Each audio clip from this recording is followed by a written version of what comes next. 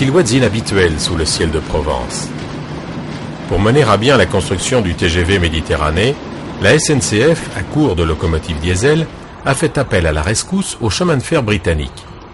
Ceux-ci renouvellent actuellement leur parc de machines diesel, et ils disposent d'un nombre important de locaux, anciennes certes, mais encore en bon état. Ce sont les fameuses classes 37, dont voici l'histoire.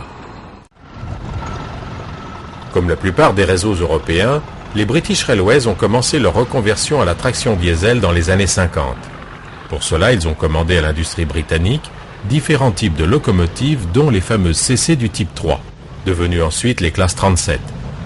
309 exemplaires de cette machine ont été produits par le célèbre constructeur English Electric entre 1960 et 1963. Elles sont munies d'un gros moteur diesel English Electric à 12 cylindres en V, développant 1750 chevaux, c'est-à-dire 1300 kW, à 850 tours minute. C'est un moteur lent. Destinés à assurer un trafic mixte sur toutes sortes de lignes, leur poids paresseux ne dépasse pas 18 tonnes, pour un poids total de 108 tonnes. Elles furent également munies d'une chaudière à vapeur pour le chauffage des rames voyageurs. Les premières locomotives furent d'ailleurs affectées au dépôt de Stratford, près de Londres, pour assurer des services voyageurs. Au fur et à mesure des livraisons, les classes 37 furent réparties dans certaines régions. Le Pays de Galles, l'East Anglia, au nord-est de l'Angleterre, et l'Écosse.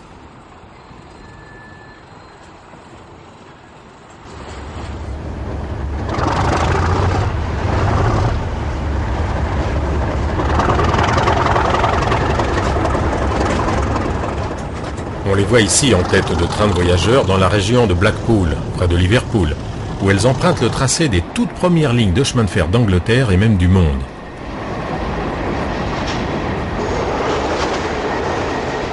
Leur vitesse limite de 130 km/h leur permet de tenir sans difficulté les horaires des trains rapides.